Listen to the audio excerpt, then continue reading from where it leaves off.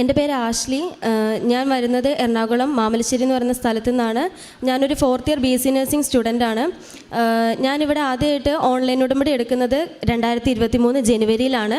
ഞാൻ ഓൺലൈൻ ഉടമ്പടി എടുക്കാണ്ടായ കാരണം എന്ന് പറഞ്ഞാൽ എനിക്ക് നഴ്സിങ്ങിന് ഫസ്റ്റ് ഇയർ എനിക്ക് സപ്ലി ഉണ്ടായിരുന്നു. ഞങ്ങൾക്ക് 5 സബ്ജക്റ്റ് ഉണ്ട്. എനിക്ക് ആദ്യത്തെ എക്സാമിന് ആ 5 സബ്ജക്റ്റ് ഞാൻ ഫെയിലായി. രണ്ടാമത് സപ്ലിമെൻ്ററി എക്സാം എഴുതിയെങ്കിലും 2 സബ്ജക്റ്റ് ഞാൻ പാസ്സായി. വീണ്ടും 3 സബ്ജക്റ്റിന് ഫെയിലായി. അത് ഫെയിലായത് 3-4 മാർക്കിൻ്റെയൊക്കെ വ്യത്യാസത്തിലായിരുന്നു. അപ്പോൾ എനിക്ക് ഭയങ്കര സങ്കടമായി.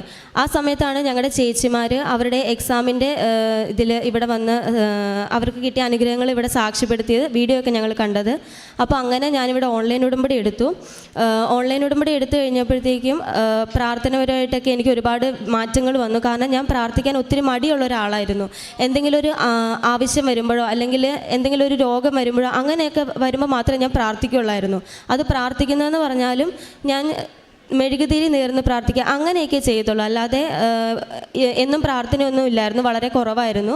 അപ്പോൾ ഉടമ്പടി എടുത്തതിന് ശേഷം ഞാൻ ദിവസം കൊന്ത ചൊല്ലാൻ തുടങ്ങി, വൈകുന്നേരം പ്രാർത്ഥിക്കാൻ തുടങ്ങി. അപ്പോൾ എനിക്ക് അങ്ങനെ ഒരുപാട് മാറ്റങ്ങൾ വന്നു. പിന്നെ ഞാൻ നന്നായിട്ട് പഠിച്ചിരുന്നു, പക്ഷേ എനിക്ക് ഭയങ്കര ടെൻഷനായിരുന്നു. അങ്ങനെ എക്സാമിൻ്റെ സമയം എടുക്കാറായപ്പോഴത്തേക്കും പഠിച്ചതെല്ലാം വീണ്ടും റിവൈസ് ചെയ്യണം. പക്ഷേ എനിക്കൊന്നിനും പറ്റുന്നില്ല. മൈൻഡൊക്കെ ഫുള്ള് ബ്ലാങ്ക് ആയിട്ട് എനിക്ക് എന്താ ചെയ്യേണ്ടതെന്ന് പോലും അറിയത്തില്ലായിരുന്നു. അപ്പോൾ ഞാൻ പഠിക്കാനിരിക്കുമ്പോഴാണെങ്കിലും ഇവിടുത്തെ പത്രവും എൻ്റെ കൊന്തയൊക്കെ എൻ്റെ കയ്യിൽ പിടിച്ചിട്ടാണ് ഞാൻ പഠിക്കാനിരിക്കാറ്. സാക്ഷ്യങ്ങൾ വായിച്ചിട്ടാണ് പഠിക്കാൻ തുടങ്ങാറ്.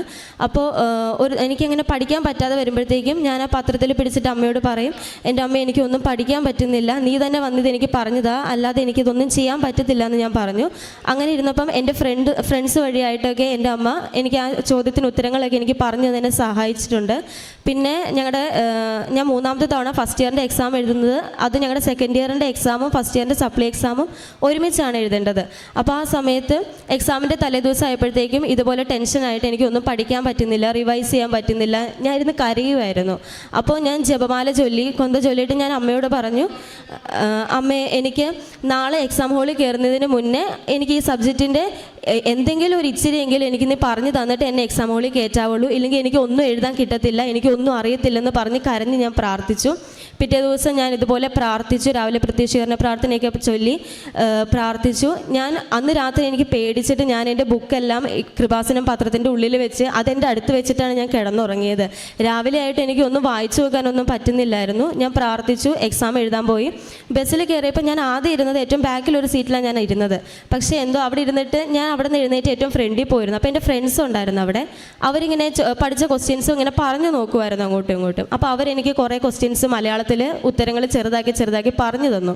അങ്ങനെ എക്സാം ഹോളിൽ കയറുന്നതിന് മുന്നേ ഞങ്ങൾ ഇവിടുന്ന് കിട്ടിയ ഉപ്പ് അത് ആരും ചവിട്ടാത്ത സ്ഥലത്ത് പ്രത്യക്ഷീകരണ പ്രാർത്ഥനയൊക്കെ ചൊല്ലിയിട്ട് പ്രാർത്ഥിച്ചു. എല്ലാവരും കൂടെ ഒരുമിച്ച് കൈപിടിച്ച് പ്രാർത്ഥിച്ചിട്ടാണ് ഞങ്ങൾ എക്സാം ഹോളിൽ കയറിയത്. എക്സാം ഹോളിൽ കയറിയപ്പോഴും വിശ്വാസ പ്രമാണം ചൊല്ലി നന്മ നിറഞ്ഞ മറിയം ചൊല്ലിയിട്ടാണ് ഞാൻ ക്വസ്റ്റ്യൻ പേപ്പർ വായിച്ചു നോക്കിയത്. ക്വസ്റ്റ്യൻ പേപ്പർ വായിച്ചപ്പോൾ എനിക്ക് ഭയങ്കര സന്തോഷമായി. കാരണം എൻ്റെ ഫ്രണ്ട്സ് എനിക്ക് പറഞ്ഞു തന്ന ആ ക്വസ്റ്റ്യൻസാണ് മുക്കാലും ആ ക്വസ്റ്റ്യൻ പേപ്പറിൽ ഉണ്ടായിരുന്നത്. അപ്പോൾ എനിക്ക് ഒത്തിരി സന്തോഷമായി. ഞാൻ അമ്മയോട് നന്ദി പറഞ്ഞിട്ട് എക്സാം എഴുതാൻ തുടങ്ങി. അവിടെ നിന്ന് ഞാൻ ഇറങ്ങിയത് ഒത്തിരി സന്തോഷത്തോടെയാണ് എക്സാം ഹോളിൽ നിന്ന് ഇറങ്ങി വന്നത്. അങ്ങനെ എൻ്റെ എക്സാം എല്ലാം കഴിഞ്ഞു. അപ്പോൾ ഞാൻ അമ്മയുടെ അടുത്ത് പറഞ്ഞിട്ടുണ്ടായിരുന്നു, ഞാൻ എൻ്റെ റിസൾട്ട് വന്നു കഴിയുമ്പം ജപമാല ചൊല്ലി അമ്മയോട് നന്ദി പറഞ്ഞ് അമ്മയോടായിരിക്കും ഞാൻ ആദ്യം എൻ്റെ റിസൾട്ട് പറയുന്നത്, അതിനുശേഷം ഞാൻ എൻ്റെ വീട്ടിൽ പോലും പറയുള്ളൂ എന്ന് ഞാൻ പറഞ്ഞിട്ടുണ്ടായിരുന്നു. അങ്ങനെ ഞാൻ ലീവിന് വീട്ടിൽ നിൽക്കുന്ന സമയത്താണ് റിസൾട്ട് വന്നു. എനിക്ക് ഫസ്റ്റ് ഇയർ എല്ലാ സബ്ജക്റ്റും ക്ലിയർ ചെയ്യാൻ എൻ്റെ അമ്മ എന്നെ സഹായിച്ചു. സെക്കൻഡ് ഇയറിൽ അമ്മ എനിക്ക് സെക്കൻഡ് ക്ലാസ് എന്നതിനെ അനുഗ്രഹിച്ചു. ഞാൻ ഇതുപോലെ ജപമാല ചൊല്ലി അമ്മയോട് നന്ദി പറഞ്ഞു. അതിനുശേഷം പിന്നെ തേർഡ് ഇയർ വന്നപ്പോഴത്തേക്കും എനിക്കിതുപോലെ തന്നെ എനിക്ക് പ്രാർത്ഥിക്കാൻ പറ്റുന്നില്ലായിരുന്നു, പഠിക്കാൻ പറ്റുന്നില്ലായിരുന്നു. ഭയങ്കര ടെൻഷനായിരുന്നു എനിക്ക്. എല്ലാവരും പഠിക്കുമ്പോഴും എനിക്ക് പഠിക്കണമെന്നുണ്ട്, പക്ഷേ ടെൻഷൻ കാരണം എനിക്കൊന്നിനും പറ്റുന്നില്ലായിരുന്നു. അപ്പോൾ ഞാൻ കൃപാസനം പത്രത്തിൽ സാക്ഷ്യങ്ങൾ എഴുതിയിരിക്കുന്ന പേജിൽ ഞാൻ എഴുതി വെച്ചു, അമ്മ എനിക്ക് എൻ്റെ ഫസ്റ്റ് ഇയറും സെക്കൻഡ് ഇയറും തേർഡ് ഇയറും എല്ലാ സബ്ജക്റ്റും ഞാൻ ക്ലിയർ ആയെന്ന് അമ്മയുടെ സന്നിധിയിൽ ഇതുപോലെ വന്ന് സാക്ഷ്യം പറയാൻ എന്നെ സഹായിക്കണമെന്ന് ഞാൻ ആ പത്രത്തിൽ ആ പേജിൽ എഴുതി വെച്ചു. എനിക്ക് നന്നായിട്ട് പ്രാർത്ഥിക്കാൻ പറ്റണമെന്ന് ഞാൻ എഴുതി. അതിനുശേഷം ഞാൻ പഠിക്കാൻ തുടങ്ങി, പ്രാർത്ഥിക്കാൻ തുടങ്ങി. എനിക്ക് തേർഡ് ഇയറിൽ ഫസ്റ്റ് ക്ലാസ് തന്ന് എൻ്റെ അമ്മേനെ അനുഗ്രഹിച്ചു. അതിനുശേഷം പിന്നീട് ഞങ്ങൾക്ക് വീട് പണി നടക്കുമായിരുന്നു.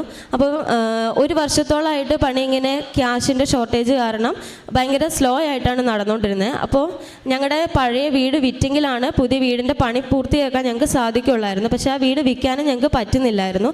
ആ സമയത്താണ് ഞാനിവിടെ ഉടമ്പടി പുതുക്കാനായിട്ട് വന്നത്. അപ്പോൾ ഞാനും മമ്മിയും ഇവിടുന്ന് മണ്ണ് എടുത്തിട്ടുണ്ടായിരുന്നു. അപ്പോൾ ഞങ്ങളുടെ പുതിയ വീടിൻ്റെയും പണി നടക്കുന്ന വീടിൻ്റെയും പഴയ വീടിൻ്റെയും 4 സൈഡിലും ആ മണ്ണിട്ട് പ്രത്യക്ഷീകരണ പ്രാർത്ഥന ചൊല്ലി ഞങ്ങൾ പ്രാർത്ഥിച്ചിരുന്നു. ഒരാഴ്ചയ്ക്കുള്ളിൽ ഞങ്ങളുടെ പഴയ വീട് വിൽക്കാനും പുതിയ വീടിൻ്റെ പണി പൂർത്തീകരിക്കാനും സാധിച്ചു.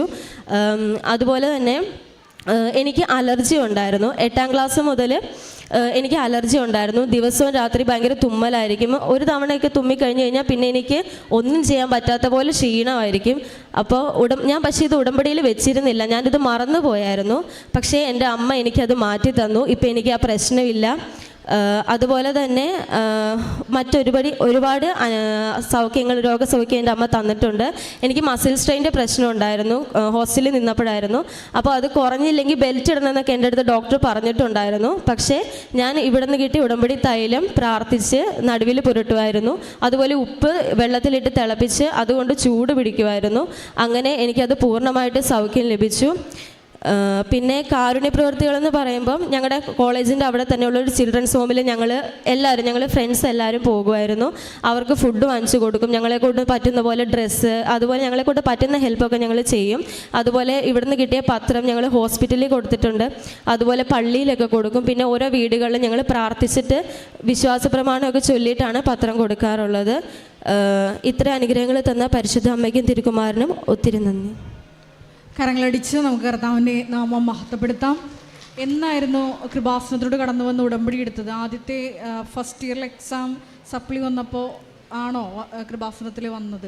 ഫസ്റ്റ് ഇയർ സപ്ലി വന്നപ്പോൾ ഞാൻ ഓൺലൈൻ ഉടമ്പടിയായിരുന്നു എടുത്തത്. അതിനുശേഷം എൻ്റെ റിസൾട്ട് വന്നതിന് ശേഷം ഏപ്രിൽ 12-ാം തീയതി 2023 ഞാനിവിടെ വന്ന് നേരിട്ട് ഉടമ്പടി എടുക്കുന്നത്. അപ്പോൾ ഈ സാക്ഷ്യം വ്യക്തമാണ്. ആഷ്ലി എന്ന ഈ മകള് ഇപ്പോൾ കോഴ്സ് കംപ്ലീറ്റ് ആക്കിയോ? 4th ഇയർ ആണ് പഠിച്ചുകൊണ്ടിരിക്കുമോ? 4th year BS nursing student ആണ്. അപ്പോൾ ഈ ആഷ്ലിയുടെ വിഷയം എന്ന് പറയുന്നത് 1ാം വർഷ BS നഴ്സിൻ്റെ റിസൾട്ട് വന്നപ്പോൾ 5 സബ്ജക്റ്റും കിട്ടിയില്ലെന്നാണ് പറഞ്ഞത്. തുടർന്ന് നമുക്കറിയാം 5 സബ്ജക്റ്റും പോകുമ്പോൾ പിന്നീട് സപ്ലിമെൻ്ററി എക്സാം എഴുതുമ്പോൾ ഒരു സ്റ്റുഡൻറ്റിനെ സംബന്ധിച്ചിടത്തോളം അവരുടെ കോൺഫിഡൻസ് പോകുന്നൊരു വിഷയമാണ്. അവിടെ കർത്താവിൻ്റെ കൃപ പ്രവർത്തിച്ചാലല്ലാതെ വിജയം അസാധ്യമാണ്. അപ്പോൾ അങ്ങനെയുള്ളൊരു അവസരത്തിലാണ് ഈ മകൾ ആദ്യം ഓൺലൈനിൽ ഉടമ്പടി എടുത്ത് പ്രാർത്ഥിച്ചു. ഒപ്പം തന്നെ അതിനുശേഷം റിസൾട്ട് വന്നു. അപ്പോൾ 3ാമത്തെ തവണയാണ് അല്ലേ പാസ്സായത് അല്ലേ? 3ാമത്തെ തവണയാണ് 1ാം വർഷം എഴുതിയെടുക്കാൻ സാധിച്ചത്. അപ്പോൾ വീണ്ടും റിസൾട്ട് വന്നപ്പോൾ ഫെയിലായപ്പോഴാണ് ഈ മകള് കൃപാസനത്തിലോട്ട് കടന്നു വന്ന് തീർത്ഥാടക ഉടമ്പടി എടുത്ത് പ്രാർത്ഥിച്ചത്. അപ്പോൾ എക്സാം ഹാളിലോട്ട് പോകുന്നതിന് മുമ്പ് വെഞ്ചിരിച്ച് ഉപ്പ് അല്ലേ അവിടെ ഇട്ട് പ്രാർത്ഥിച്ചായിരുന്നു. ഞങ്ങൾ ആരും ചവിട്ടാത്ത സ്ഥലത്ത് ഉപ്പിട്ട് പ്രത്യക്ഷീകരണ പ്രാർത്ഥന ചൊല്ലിയാണ് പ്രാർത്ഥിച്ചത്.